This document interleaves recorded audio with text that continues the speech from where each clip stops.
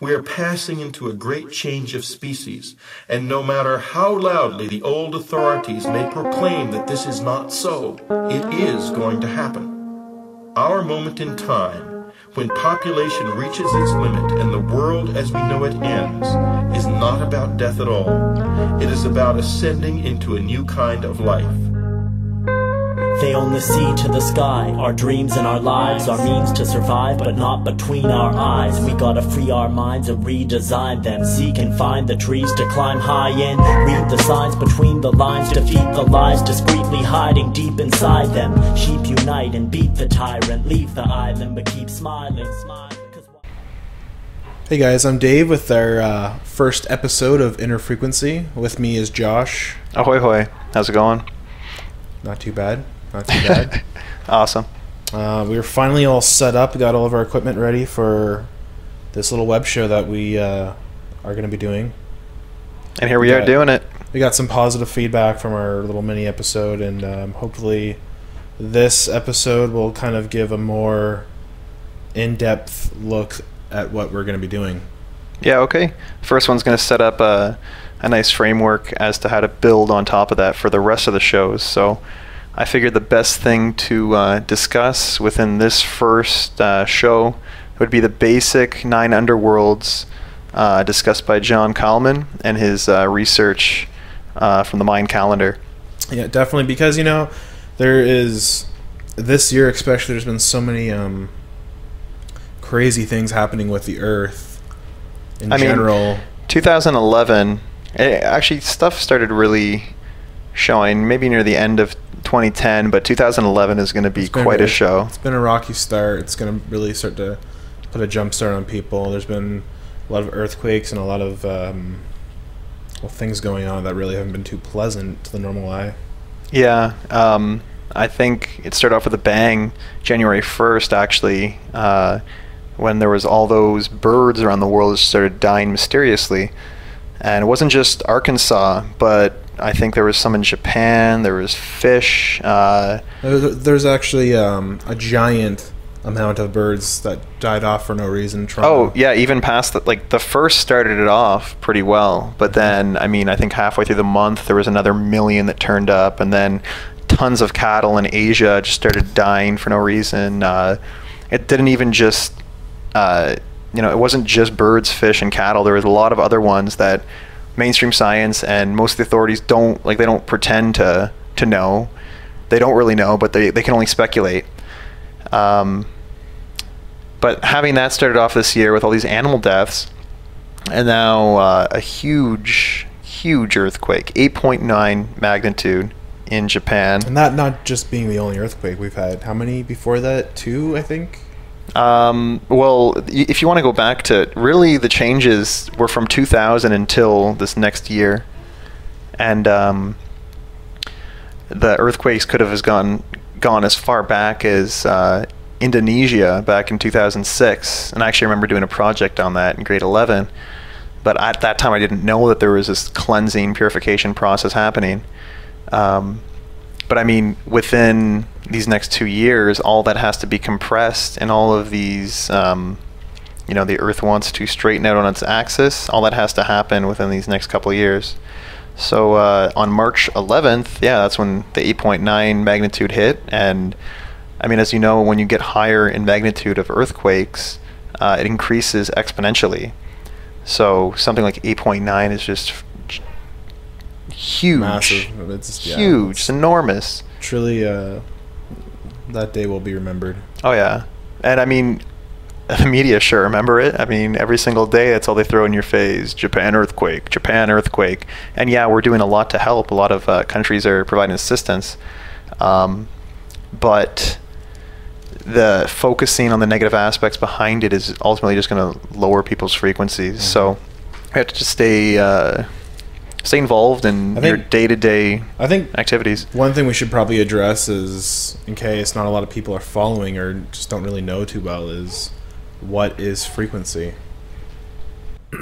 Well, to start discussing what frequency is, there's a lot of different labels that frequency actually addresses. There's frequency within our emotional wavelengths, fear being a very low frequency and love being extremely high.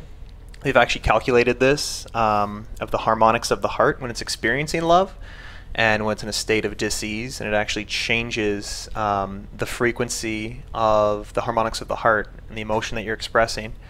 So there's that basis for frequency, but the ultimate, I'd say, almost makeup of our universe can be described as frequency as well. And this is what most people talk about when they talk about raising your frequency. So the spin of an atom, how fast your physical particles are vibrating, that determines your frequency.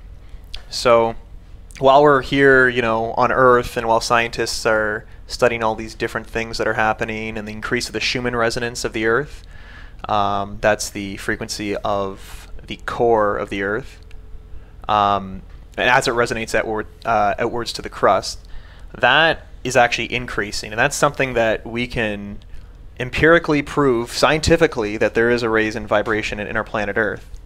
But it's not just the planet Earth, it's everything on the Earth. Yeah, it's everything and everybody. Everyone is exposed to this right now. It's the particles that make up the Earth, your bodies, the space that looks as the sky to us. Everything is frequency, and quantum mechanics has proved that the vibration of the particles in your physical body are fundamentally the same as the particles that make up the space that you occupy, which means that we are completely interconnected on the atomic level. But our egoic mind perceives ourselves as different from each other. This is a very low frequency perception. If you see yourself as, you only see yourself as this person and this body and these opinions and this past, and then this is what I make to this future. Like, these are the course of action that I'll take to get me to a certain future. That's operating out of linear, egoic mindset, which, in looking in the broader scheme of things, is a fairly low vibration. So we're in the process of people that were once very operating, I'd say, solely on the egoic construct. We're in the process of going from that lower frequency into a higher frequency and seeing ourselves as not separate from anyone else, as complete without any need for acquisitions, attachments, avoidances. This is what makes up the ego. So as you raise your vibration along with the Earth, because it's a natural phenomenon that's happening, people will naturally start asking much bigger questions, much bigger philosophical questions, because their mind will start probing and wondering, well, what is, why am I having these experiences? If you start having synchronicity a lot, that's a indication that you're increasing your frequency. Yeah, sign, yeah. I was just going to say that it really comes down to the basis of we are all one. Exactly. And I know that a lot of people have probably heard that term before, the whole hippie scheme, but, when you really think about it, it's the best way to describe what this is.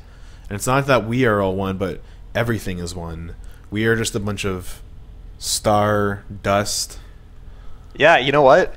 That song from Moby, We Are All Made of Stars, that has never rung more true than today. Like, these past few months, I was listening to that song, I'm like, wow, I know what he was talking about all these years. And it's true. I like how you pointed out. Just a bunch of star junk. We're all just a bunch of star junk, just floating around and vibrating at a certain frequency, we're a bunch of star junk floating around in the stardust. That's what we are. That's, that's exactly what we are. I mean, when you look at it, if people really want to get onto a scientifical nitty-gritty kind of thing, then that's the best way to describe it. Yeah. And I like what you said there, that it's not that we are all one, like we are all one, but everything is one. Everything is one, right? We claim, we claim to be, the superior species here, and we have logic and reason, and we can, this is what separates us from animals. And then, we're seeing ourselves above these different life forms, but on the very root level of material existence, like the tables we use, the computers we use, the roads that we drive on every day. It's all made up. It's all of mind. the same stuff. That's the thing. It's like... It's all mind. And this actually gets into an interesting subject, which scientifically this is proven as well. It's just a matter of bridging science and philosophy or metaphysics. And, I mean, that's a hard thing to do when we're so controlled through religion, and how religion and science will never see eye to eye. But really, everything is mind. Everything is made up from the holographic universe. In fact, I forget the author's name, but I think I have an image that we'll probably put on, where he explores this phenomenon in observing particles and waves and how they can interchange. So a particle seeming solid right there in front of you can all of a sudden become a wave and just... Are you talking about the laser, where they take the laser and it basically splits by itself into two different... that's the double slot experiment. I think you're thinking of. It's the same kind of thing, though. Same with, idea. The wave, I mean, the experiment. When you get to a certain point, particles become waves. Right? Yeah. Well, particles, when they're seen as physical matter, I think the experiment you're thinking of is how the observer affects the outcome, because they had observers looking at these particles, expecting to see whatever, and that's what they were getting. Then when they had different, when people were not observing the outcome and they just let it run, they had different outcomes. Some were waves, some were particles. So that experiment alone proves that we affect our reality on a quantum mechanic level. And considering that everything is particles that are just vibrating at a certain frequency, and this can be shown, there's so many sciences to explain this. Cymatics, I don't know if it's cymatics or kymatics, starts with a C. Cymatics. That's the process of, usually they use a plate, a metallic plate, and they pour sand over top of it and increase the frequency, the sound waves that are coming through this plate. And as they increase and increase and increase, there's actually a video I might post a link to, you can see how the sand takes new geometric forms, more and more intricate as the vibration is increased.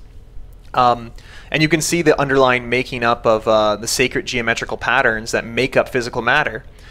So if we can prove that right there, that the frequency, sound waves, vibrate at a certain frequency, create different geometric structure, and we can also prove that our entire universe is made up of frequency, then it follows that our reality can change if its frequency is increased enough.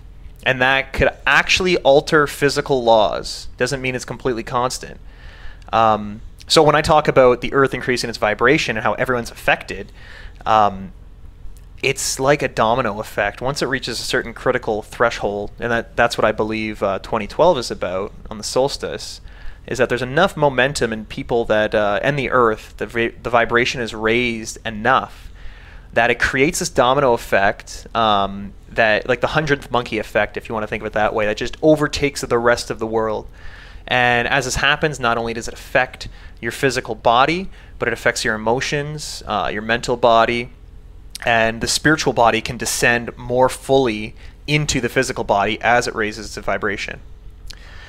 But I feel like I'm touching on a lot of different subjects right now, so I'm going to kind of back up and kind of generalize it some more. Well, what we can gather from this is that frequency is simply a vibration. Like, it's, whenever we refer to a frequency, we're usually going to be talking about the vibration of atoms, from a low frequency to a much higher frequency, as in letting go of egoic kind of feelings and structure.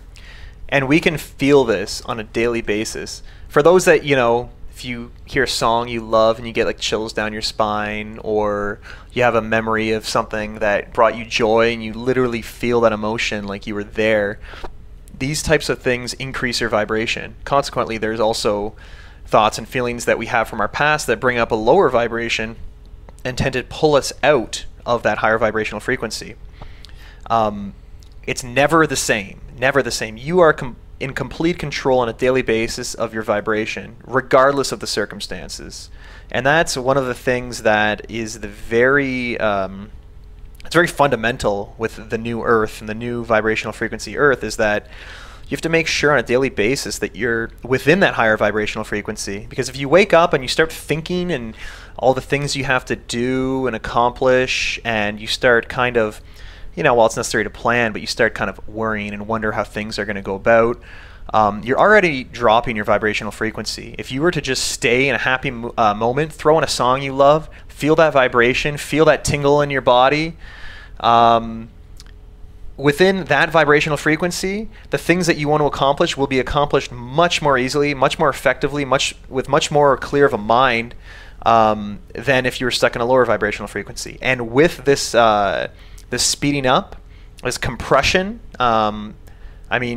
the term singularity has been thrown around a lot by Ray Kurzweil with the biological singularity, and also it can be applied to the singularity of consciousness and how we're reaching this state of oneness, or like we talked about, we are all one. Once we reach this area, we're in the process of dealing with all the lower vibrational frequency controls that have controlled us within this egoic, linear, mechanistic, Newtonian structure for so long. I hate to throw so many terms out there. I don't want to confuse people, but I'll definitely get back into it later so I can explain it much more fully. But ultimately, it's the change from a Newtonian, mechanistic, very left-brained, seeing things as completely separate, because they can't fit gravitational forces into their theory. They don't know what to do with it. Once quantum mechanics is brought in, this is what explains that paradigm shift from this Newtonian cause and effect reality where you have to do things in order to get things. This is what, affects our daily lives. We're actually moving into a higher vibrational frequency, a bandwidth, if you will, transmitted through intergalactic, from the core of our galaxy all the way to Alcyon, and then also our sun is projected towards our Earth, and that's what these neutrinos are. This high frequency bandwidth, the photon belt, if you've heard that term. We move into this.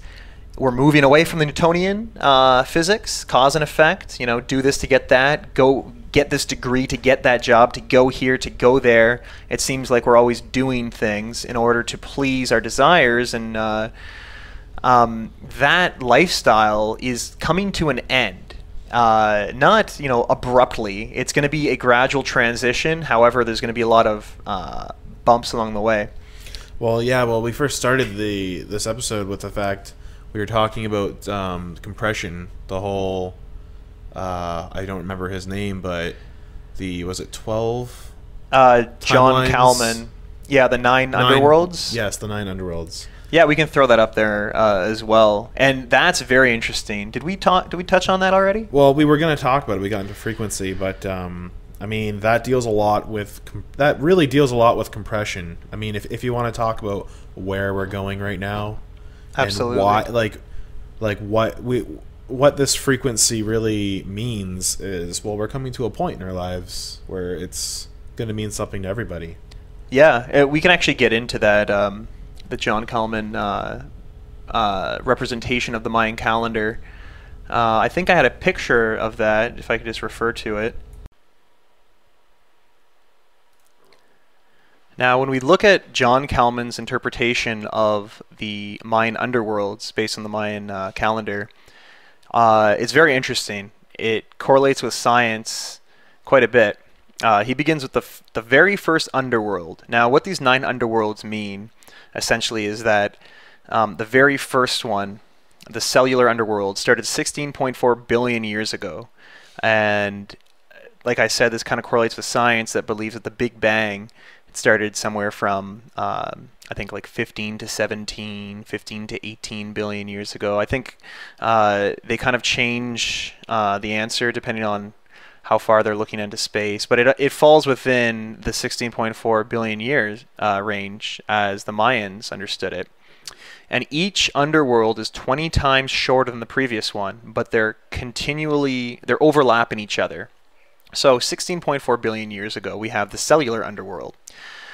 20 times shorter than that is 820 million years ago, we have the mammalian underworld, and that coincides with science's depiction of the evolution of the organism. Moving on from that, 20 times smaller is 41 million years ago for the familial underworld. 20 times shorter than that is 2 million years ago.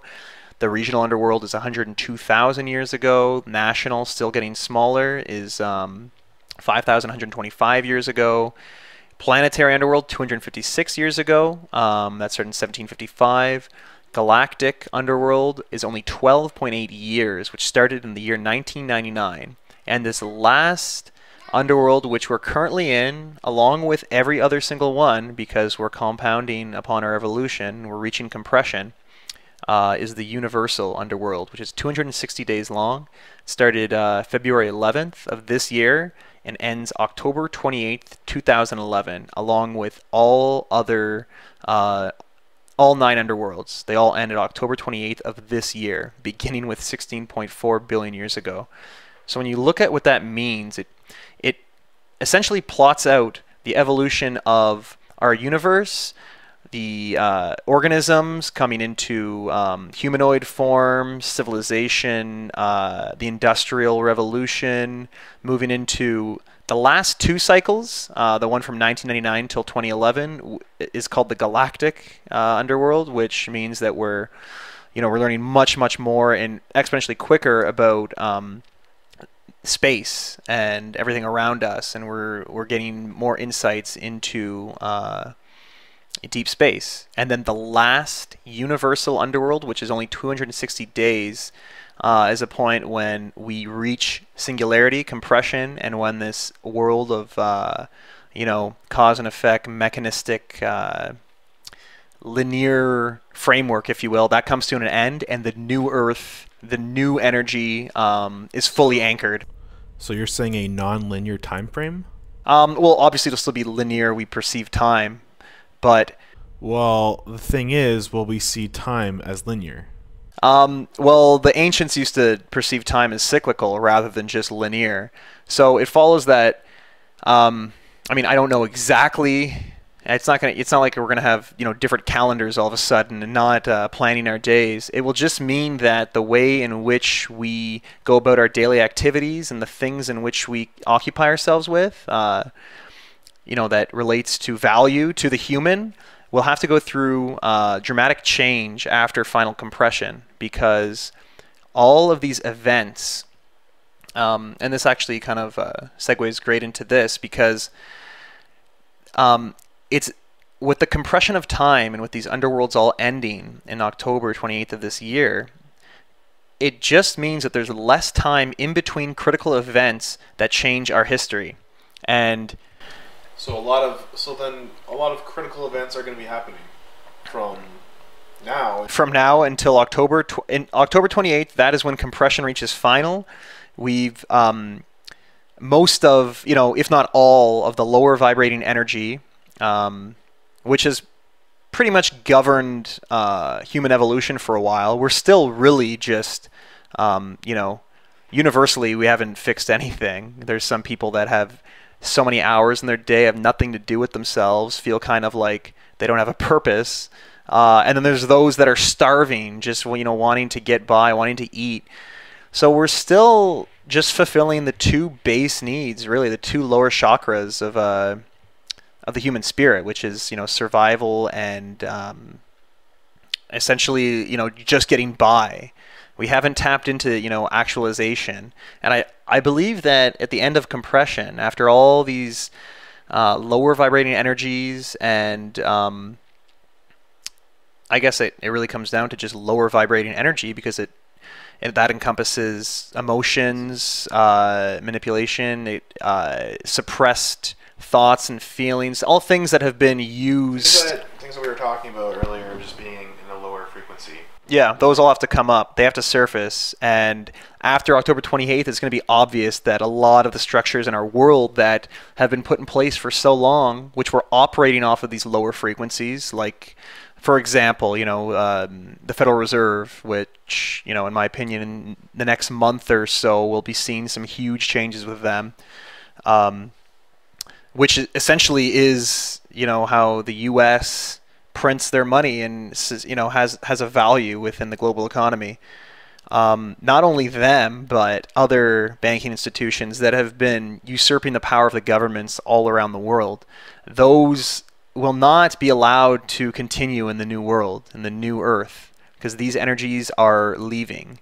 And they'll only leave once humans themselves individually do not allow it to happen. Because we're only controlled to the degree to which we allow it to happen. Collectively, on a social scale and a national scale, even personally on a day-to-day level with your daily interactions with people, you are completely in control for it takes two to tango, basically. You can't say you're a victim because they did this to you and they did that and yada yada yada. You allowed them to do it. Exactly. You're allowing them to do it because you aren't not necessarily not fighting it, but yeah, you're allowing them to manipulate you. And this thing people should really think about too is to think that, well, I'm only one person and I can't do this by myself. Just having that thought or that feeling is a lower vibrating emotion, and just by doing that, you already have accepted that you're not going to do something. Yeah, it's very subconscious too, because we have a lot of conditioning to think of ourselves as disconnected from God. Our divinity has been placed outside of us, really. And, when you pray to God or pray to this person, or pray to something outside of yourself to make it happen, and you take your own power away, subconsciously it affects the way you go about your daily life and, what you deem possible.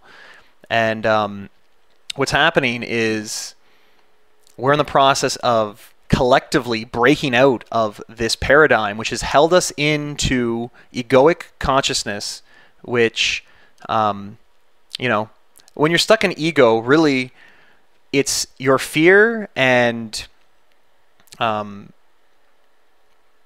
your subconscious conditioning, which holds all your fears about the past, about things that's happened to you, and which dictates how you act and behave in your present, which then molds your future. These are all surfacing. They have to come out, and it is transmuting the human species. We're becoming something new. Cleansing, really. It's a cleansing. We have to go through personal challenges in our life to actually get to that end spot where we want to be, which is a higher frequency being. To get there, we have to go through a lot of dark things. Yeah, because you can't, like I said in the intro, spirituality isn't all about, fairy dust, or I don't know how you want to call it. It's not all good, and that's a very shallow way of looking at it. What spirituality is confronting your dark side, essentially. Things that aren't even obvious to your conscious mind. And that is really what governs your personality. So you make decisions based on these fears of things that you don't want happening or whatnot.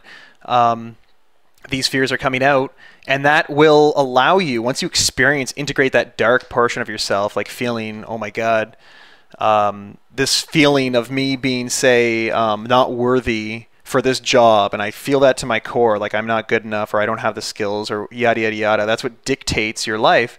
You're stuck in that frequency.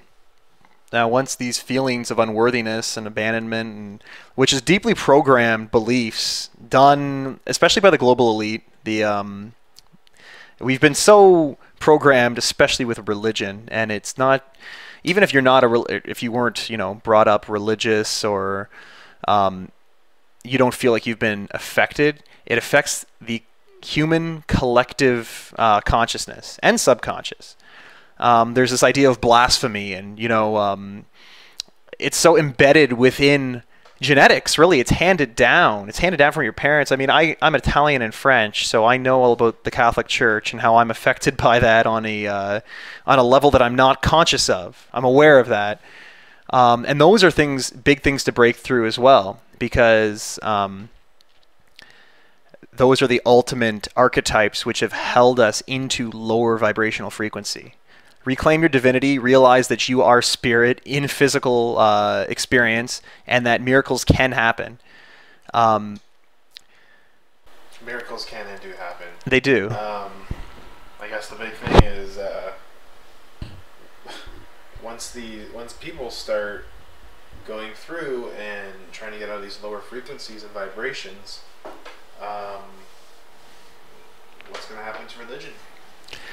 And that is what's happening. I feel that in the next few years that religions all over the world will, and it's already in the process of happening, they're disintegrating, and people are realizing that they're all pointing to the same conclusion, that we are all one. We are all connected to whatever you want to call it, Buddha, Krishna, Jesus. They're all teachers. And whether or not they actually existed or not, it doesn't really matter, as long as you take those stories, those teachings, and you live your life with those values. And it's the religion, the manipulative force, which has kept us apart from each other. The whole war machine, which is why we go to war in the first place, so-called holy war. That's kind of a oxymoron right there. It's all meant to keep us disconnected from each other and to keep us scared, to keep us manipulated. And this is all changing. This is all changing in the next few years. So hang on. Yeah, I think that for the next episode we can try and get into some of that stuff. Really touchy subject, and a subject that needs to be handled with care is definitely religion and manipulation. People don't want to hear certain things, and some things just need to be said. But that's all the time we have for this episode. So thanks for keying in with us today, guys. I'm David. I'm Josh. And we'll see you next time. See ya.